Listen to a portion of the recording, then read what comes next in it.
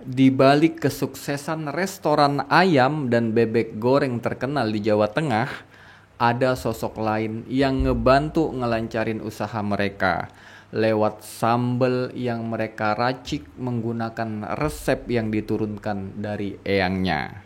Cuman nih guys, kalau lu tahu ya, bakal ada campuran yang gak wajar dalam sambal tadi, gua jamin lu gak bakalan mau lagi makan di situ. Assalamualaikum warahmatullahi wabarakatuh. Ketemu lagi di Setia Misteri. Apa kabar kalian semua? Semoga kalian yang nonton video ini diberikan kesehatan, dimurahkan rizki, dan tentunya selalu dalam lindungan Allah Subhanahu wa Ta'ala. Amin. Jadi guys, kisah nyata kali ini datang dari seorang wanita asal Jawa Tengah yang merupakan anak dari salah satu pengusaha sukses ayam dan bebek goreng terkenal di Jawa Tengah. Namun di balik kesuksesannya itu, ternyata ada sosok lain yang ikut membantu kelancaran usaha mereka. Alhasil, ada konsekuensi yang harus keluarga mereka terima, yaitu satu persatu dari anggota keluarganya harus jadi korban perewangan dari leluhurnya sampai ke generasi berikutnya. Tapi sebelum masuk lebih jauh, gua saranin agar kalian simak video ini sampai akhir, karena banyak pesan-pesan yang dapat kita ambil dari kisah tersebut. Dan buat kalian juga nih yang belum subscribe, yuk langsung aja subscribe sekarang juga, biar nggak ketinggalan konten-konten menarik lainnya. Oke, kalau udah siap, yuk langsung aja kita simak ceritanya. Jadi guys, kejadiannya itu bermula sejak kepergian Eyang Kung atau kakeknya Maya yang merupakan seorang pengusaha sukses ayam dan bebek goreng terkenal di Jawa Tengah di tahun 2023 lalu. Dan sejak itu pula, semua usaha yang sudah dibangun sama eyangnya tadi satu persatu tutup dan bangkrut sampai nggak nyisa satu pun. Dan sejak itu pula keharmonisan antara saudara-saudaranya Maya mulai renggang karena saling berebut harta warisan gitu. Nah, jadi saudaranya tadi ada yang nguasain pabrik, ada yang nguasain tanah dan segala macem.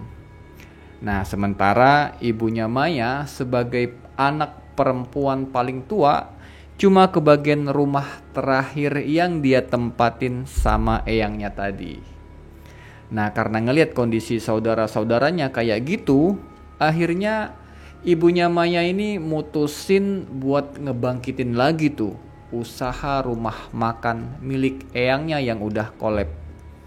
Dan entah gimana nih guys, dalam waktu dekat ternyata usaha yang dibangun ibunya tadi berkembang pesat sampai bisa ngebuka cabang di mana-mana, mulai dari Jawa Tengah sampai ke Jawa Timur. Dan mungkin kalau disebutkan nama restorannya tadi, lulu semua bakal tahu tuh.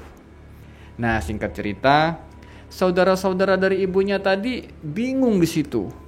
Kok dia bisa sukses gitu dan berhasil ngebangkitin lagi usaha eyangnya yang udah kolab tadi gitu kan. Tapi waktu ibunya Maya ditanya, ibunya ini cuma jawab, semua itu karena usaha dan ilmu yang diwarisin sama eyang. Makanya jangan durhaka sama eyang. Ngedengar jawaban dari ibunya tadi, saudara-saudaranya langsung diam semua. Terus di balik kesuksesannya tadi, ternyata ibunya Maya ini memiliki kebiasaan dan rutinitas yang gak pernah dia tinggalin setiap harinya. Jadi setiap menjelang matahari terbit, dari jam 5 sampai jam 6, ibunya Maya ini selalu ngebuat racikan sambal sendiri untuk restoran mereka. Jadi mulai dari menumbuk cabai, bawang, rempah-rempah, dan bumbu-bumbu rahasia lainnya menggunakan lesung warisan eyangnya dulu yang ditaruh di dapur rumah mereka.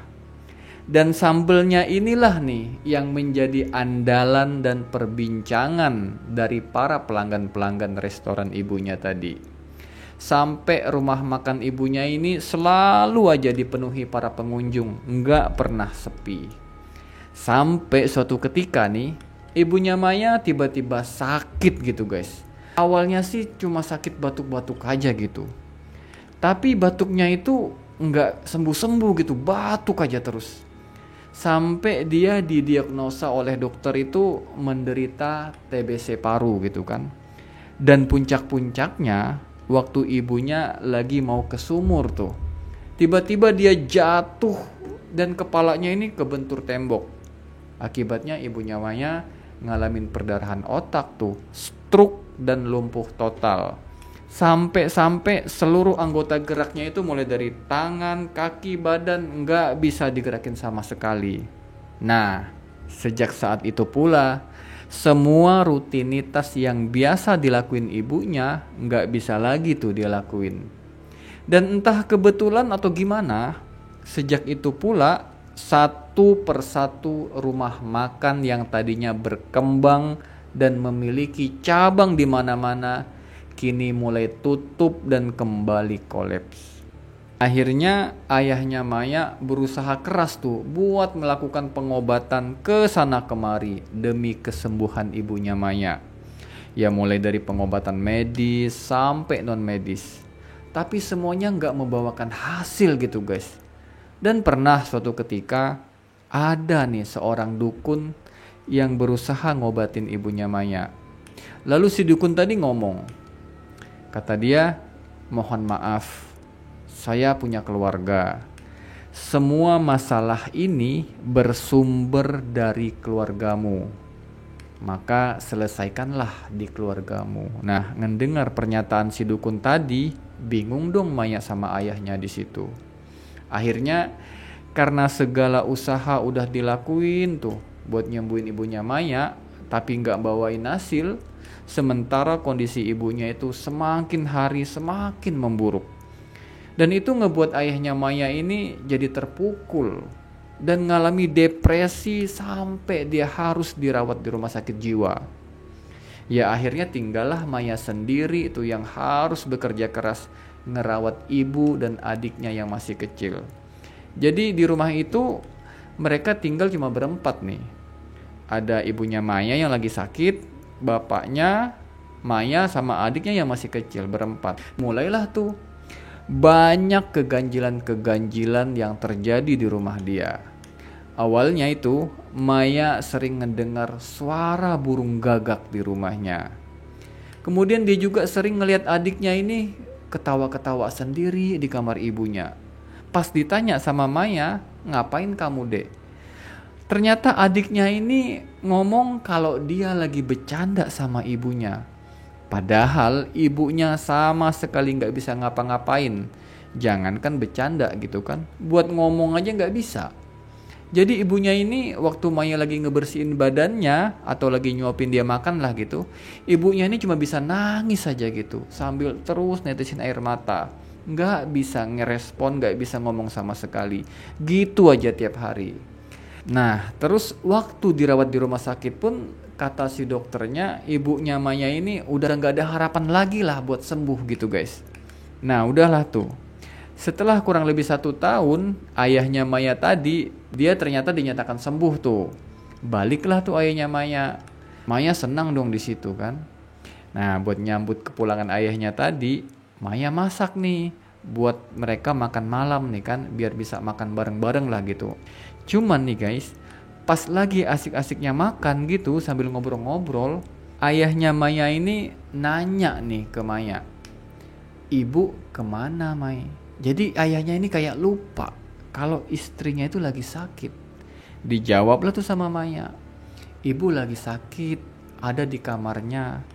Dan ngedengar jawaban Maya tadi, ekspresi ayahnya ini langsung berubah.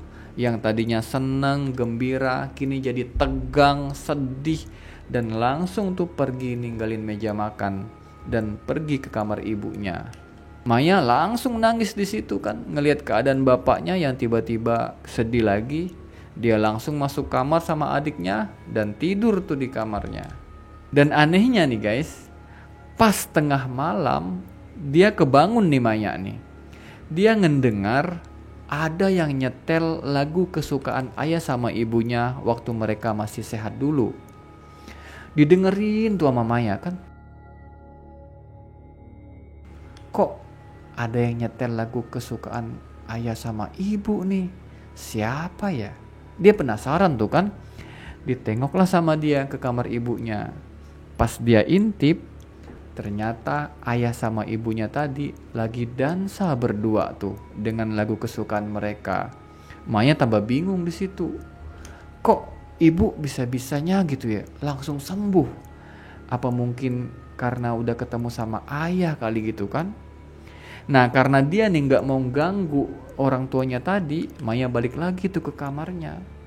Cuman yang bikin dia kaget nih, pas baru masuk ke kamarnya, tiba-tiba ada burung gagak terbang dan nabrak kaca jendela kamarnya sampai nimbulin bercak darah di kaca dia. Dan gak cuman itu guys, yang bikin Maya shock pas dia ngelihat keluar jendela, dia kaget sekaget-kagetnya. Loh kata dia, kok ternyata ayahnya tadi ada di halaman rumah. Maya bingung di situ.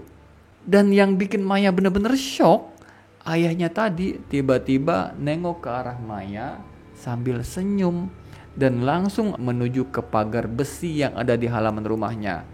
Dan tiba-tiba dia langsung nancepin ke salah satu ujung pagar besi yang lancip dan tewas seketika di situ, tepat di depan Maya. Maya kaget dan teriak histeris dan langsung dia lari ke kamar ibunya buat mastiin mana ayahnya yang bener gitu kan. Dan ternyata ibunya tadi lagi terbaring di kamarnya dan ayahnya tadi tewas bundir dengan kepala tertancap jeruji besi pagar depan rumah dia. Nah, waktu diadakan acara tahlilan nih buat ayahnya Maya tadi, ada salah satu teman dekat ayahnya yang ternyata dia ini seorang dukun. Jadi menurut dukun ini, ayahnya Maya itu sampai ngelakuin perbuatan tadi itu karena terlalu cinta sama ibunya. Jadi dia memilih untuk ikut bersama istrinya. Gitu guys menurut si dukun tadi. Dan sebelum kejadian itu juga, ayahnya Maya ini pernah minta tolong ke dia buat ngobatin istrinya.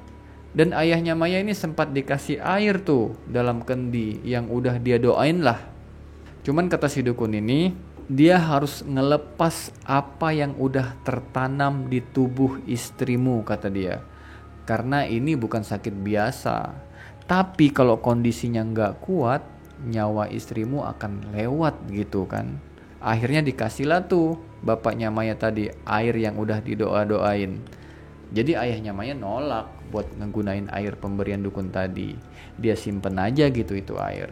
Nah, tepat di hari ketiga kepergian ayahnya, Maya ini mimpi ngeliat ayahnya tadi ada di dalam cermin besar yang ada di kamar ibunya. Dan keadaan ayahnya waktu itu sangat menyedihkan. Jadi wajahnya itu hancur dan dikerumunin sama banyak burung gagak yang lagi matokin tubuh ayahnya. Di situ Maya langsung kebangun. Dan pas bangun dia kaget karena tiba-tiba ada bercak merah di atas kasurnya. Ini bercak merah dari mana kata dia kan? Kalau bercak merah dari datang bulan kata dia ini belum waktunya. Nah dicarilah tuh sama Maya. Dan ternyata guys bercak merah tadi mengarah ke bawah bantalnya. Lalu diangkatlah tuh bantal. Dan ternyata ada 3 bangkai burung gagak tanpa kepala di bawah bantalnya. Diambillah tuh bangkai tadi tuh. Terus dia simpan. Nah pas lagi bersih-bersih gitu, tiba-tiba Maya ngedengar ada suara orang lagi numbuk lesung milik eyangnya di dapur. Maya kaget lagi di situ. Siapa ini malam-malam gini kan numbuk lesung? Tapi karena dia takut, ya dia biarin aja tuh. Dan sejak saat itu, hampir setiap malam lesung tadi selalu aja bunyi. Kayak ada yang lagi numbuk. tapi nggak tahu siapa. Nah, karena Maya ini bingung dengan semua kejadian-kejadian aneh tadi, diteleponlah tuh sama dia omnya buat ngasih tahu apa yang udah terjadi sama dia. Lalu kata omnya tadi, ya udah katanya, nanti om kesana, biar om yang ngebuang bangkai burungnya. Dan singkat cerita, datanglah tuh omnya ke rumah Maya. Dan pas omnya udah datang, diambillah tuh bangkai burung gagak tadi sama omnya buat dibuang.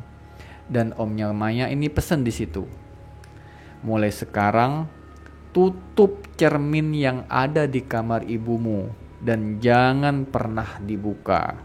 Dan Maya lagi-lagi bingung di situ. Nanyalah dia sama omnya tadi, ada apa sih om sebenarnya? Apa yang udah terjadi di keluarga kita? Nah, akhirnya omnya ngomong lah, kalau ada sesuatu yang telah dilakuin sama ibumu yang seharusnya udah ditutup sama eyang, yaitu perewangan. Dan disinilah awal mula Maya mendengar istilah perewangan. Awalnya dia nggak percaya tuh dengan hal-hal kayak gitu. Kan masa sih keluarganya ngelakuin hal kayak gitu kan? Dan semuanya itu, kata omnya tadi, bersumber dari lesung yang ada di dapur rumah mereka. Dan cermin yang ada di kamar ibunya adalah media penghubung antara dimensi manusia dengan dimensi alam goib. Nah, setelah omnya Maya pesen kayak gitu, keesokan harinya tiba-tiba Maya ini ditelepon sama bibinya, jadi istri omnya tadi, dan ngasih kabar duka kalau omnya Maya meninggal dunia akibat bundir di rel kereta api. Di situ Maya shock untuk yang kedua kalinya. Dan bibinya tadi kesel dan marah besar sama keluarganya Maya. Bahkan mereka menuduh kalau semua yang menimpa omnya tadi adalah akibat ulah keluarganya Maya. Maya semakin terpukul di situ kan. Karena nggak ada lagi keluarga atau saudara lah tempat dia bercerita gitu kan, tempat dia curhat. Tinggallah Maya berdua sama adiknya dan ibunya yang sedang sakit keras tadi. Dan gak cuman itu guys, adiknya Maya ini tiba-tiba suka berlarian bercanda aja di kamar ibunya sambil bersembunyi pakai kain penutup cermin tadi. Lalu pas ditanya sama Maya, kamu ngapain sih dek ngebuka-buka kaca cermin itu? Lalu adiknya Maya jawab, itu ibu yang nyuruh katanya. Nah, pernah nih kejadian waktu Maya hendak masuk ke kamar ibunya, dia ngeliat ada sosok perempuan tua, kulitnya berwarna hijau, lidahnya panjang, lagi ngejilatin tubuh ibunya Maya. Tapi tiba-tiba sosok itu hilang sendiri entah kemana. Dan setiap hari selalu aja ditemukan luka-luka baru di tubuh ibunya Maya tadi. Dan makin hari makin bertambah, nggak sembuh-sembuh gitu guys. Dan selain itu juga adiknya Maya ini beberapa kali sering ngalamin kesurupan sambil nyakar-nyakar tembok. Pas udah ditepok, disadarin sama Maya, tiba-tiba dia langsung nangis sendiri. Dan gak cuman adiknya, Maya juga kayak gitu. Jadi suka bengong sendiri, tiba-tiba dia sadar, dan adiknya tiba-tiba ketakutan tuh ngelihat kelakuan Maya. Jadi Maya sama adiknya ini suka bertingkah laku aneh gitu, suka kesurupan tiba-tiba. Dan puncaknya waktu Maya lagi tidur nih, dia mimpi ketemu sama ibu dan eyangnya lagi ada di dapur rumahnya, tempat di mana lesung itu berada. Di situ kondisi ibu sama eyangnya kurus banget dan fisiknya itu kayak mengecil gak wajar. Dan ibunya ngomong tuh ke Maya, Maya salim sama eyang. Akhirnya salaman lah tuh Maya sama eyangnya. Dan Maya sempat bingung di situ kan, ini mimpi apa beneran gitu kan. Nah, sampailah suatu ketika saudara-saudaranya itu pada datang dan nyaranin agar Maya ini ngejual rumah peninggalan eyangnya tadi. Karena menurut mereka di rumah inilah tempat awal mula semua kejadian yang menimpa keluarga mereka dimulai. Tapi Maya ragu tuh dengan alasan saudara-saudaranya tadi. Karena selain itu cuman harta terakhir yang dimiliki Maya sama ibunya, dia juga mikir, apakah itu cuma alasan saudaranya saja biar mereka juga nanti dapat bagian tuh dari hasil penjualan rumah itu gitu kan. Dan pernah juga suatu ketika nih Pak Leknya cerita tuh apa yang udah dilakuin sama ibunya Maya waktu dia ngebangun kembali rumah makan mereka yang udah kolab sampai bisa bangkit dan sukses, bahkan terkenal dengan sambelnya yang khas. Nah, jadi menurut Pak Leknya Maya tadi, setiap pagi antara jam 5 sampai jam 6 menjelang matahari terbit, ibunya Maya ini selalu meracik sendiri sambal yang bakal dia gunain untuk restoran mereka. Cuman ada beberapa campuran yang gak wajar guys, dan gak masuk akal. Yaitu selain campuran cabe, bawang, rempah-rempah, dia tambahin tuh daging burung gagak yang bulunya udah dibuang. Lalu ditumbuk menggunakan lesung peninggalan eyangnya tadi. Dan entah apakah itu sebuah ritual yang memang harus dilakuin setiap pagi, atau memang resep makanan yang udah diturunin dari leluhurnya tadi gitu kan. Makanya waktu ibunya mulai sakit-sakitan, banyak banget tuh suara burung gagak muncul di rumahnya. Dan ketika Maya mimpi lewat cermin di kamar ibunya tadi, dia juga ngelihat sosok ayahnya lagi dikerumunin sama burung gagak. Begitu juga waktu Maya nemuin 3 bangkai gagak kan yang udah gak ada kepalanya. Karena memang gagak salah satu campuran wajib dalam meracikan resep bumbu rahasia mereka gitu guys. Dan menurut ceritanya sampai saat ini pun kondisi ibu dan kondisi Maya masih seperti itu. Oke guys, itu tadi kisah keluarganya Maya dari Jawa Tengah yang sukses membangun usaha rumah makan lewat perewangan yang dilakuin oleh leluhurnya. Dan kita doakan mudah-mudahan Maya dan adiknya Mulan diberikan kesabaran dan kekuatan dalam merawat ibunya dan bisa memutus perjanjian perewangan yang udah dilakuin oleh leluhurnya tadi. Amin. Nah, apa kira-kira pesan yang dapat kita ambil dari kisah tadi? Mungkin ya, yang pertama, tentunya jangan pernah berhubungan atau meminta bantuan untuk melakukan perjanjian dengan iblis atau setan. Karena pastinya setan iblis akan menjerumuskan kita dalam kesesatan. Dan mereka jelas-jelas adalah musuh yang nyata bagi manusia. Kemudian yang kedua nih mungkin tentunya jangan hanya gara-gara harta warisan, keluarga jadi terpecah belah gitu kan. Yang akhirnya menjadikan silaturahmi antar keluarga terputus. Padahal semua harta warisan itu adalah hasil usaha orang tua, bukan usaha dari anak-anaknya gitu kan. Dan yang ketiga tentunya dalam situasi sesulit apapun tetap sabar dan tawakal. Jangan mudah berputus asa.